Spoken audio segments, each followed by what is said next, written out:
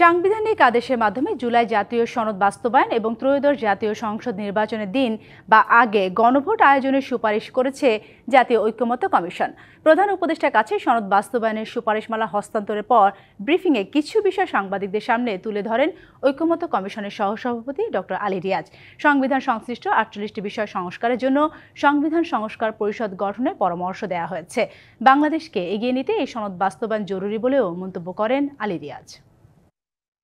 ছাত্র জনতার অভ্যুত্থানে আওয়ামী লীগ সরকার পতনের পর দায়িত্ব নেয় ডক্টর ইউনূসের নেতৃত্বে অন্তর্বর্তী সরকার। এই সরকারের অন্যতম গুরুত্বপূর্ণ কাজ হয় সংস্কার। রাষ্ট্রের বিভিন্ন ধাপের সংস্কারের পাশাপাশি জাতীয় ঐকমত্য কমিশন কাজ শুরু করে জুলাই জাতীয় সনদ নিয়ে, যাতে বিভিন্ন সংস্কার কমিশনের সুপারিশ, রাজনৈতিক দল এবং বিশেষজ্ঞ মতামত নিয়ে তৈরি হয় জুলাই জাতীয় সনদ। সম্প্রতি যাতে সই করে রাজনৈতিক দলগুলো।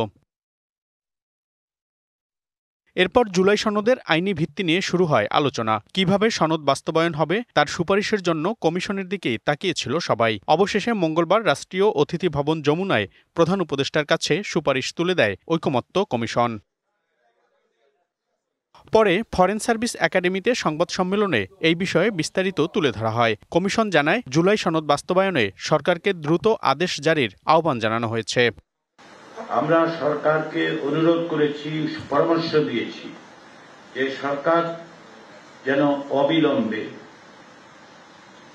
একটি আদেশ জারি করে। এই আদেশের বিষয় হবে জুলাই জাতীয় সনদ ২০২৫ সংবিধান সংস্কার বিষয়। কমিশন জানায়, জুলাই সনদের যেসব বিষয় সংবিধান সংশ্লিষ্ট নয় তা আদেশ বা বিলের মাধ্যমে বাস্তবায়নের সুপারিশ করা হয়েছে। সংবিধান সম্পর্কিত ৪৮টি বিষয় যাবে গণভোটে। সেগুলো পাশ হলে তা বাস্তবায়ন করতেও গঠনের পরামর্শ দেয়া হয়েছে আলাদা পরিষদ।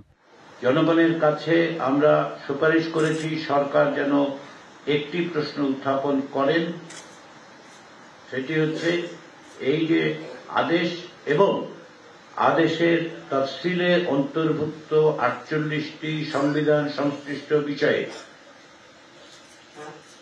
সেগুলো বাস্তবায়নের ব্যাপারে জনগণের সম্মতি আছে কিনা। আমরা এই আদেশের আওতায় গণভোটের মাধ্যমে সংবিধান সংস্কার পরিষদ গঠন এবং ২৭০ দিনের মধ্যে প্রয়োজনীয় সংশোধন, সংযোজন, পরিবর্তনের জন্য আমরা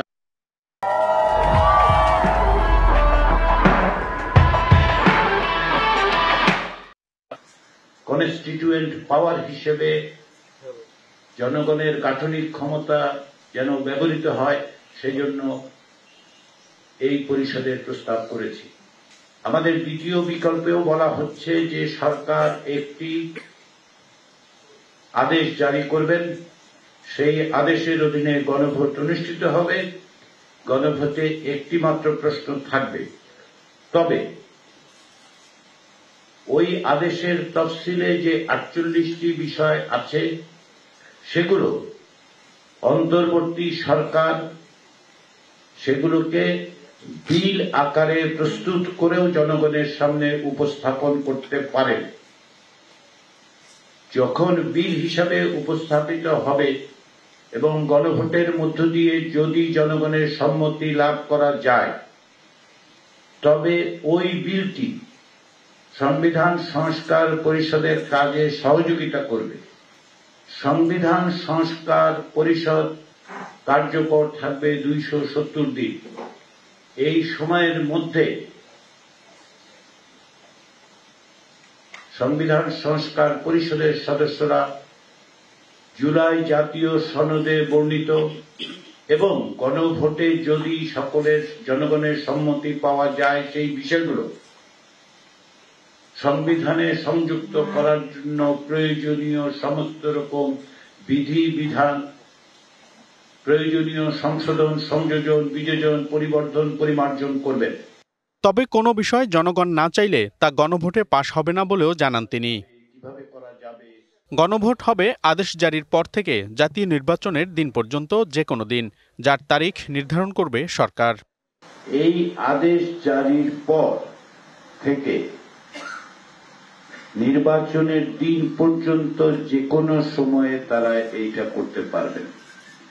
বাংলাদেশকে সামনে এগিয়ে নিতে জুলাই সনদ বাস্তবায়ন জরুরি মত কমিশনের। কোনো দলের প্রতি অনুরাগ বা বিরাগ নেই বলেও সংবাদ সম্মেলনে জানায় ঐকমত্য কমিশন। মনিরুল সোহাগ, ডিবিসি নিউজ, ঢাকা।